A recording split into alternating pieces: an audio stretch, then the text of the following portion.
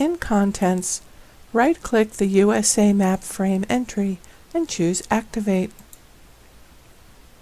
Use the Map and Navigate group buttons to center the lower 48 states in the map frame, making the map as large as possible.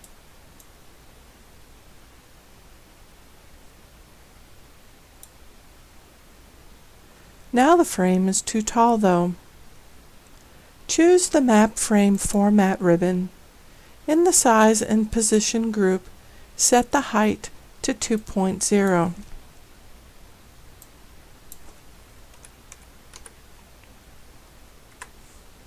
And click the Tab key to enter the value.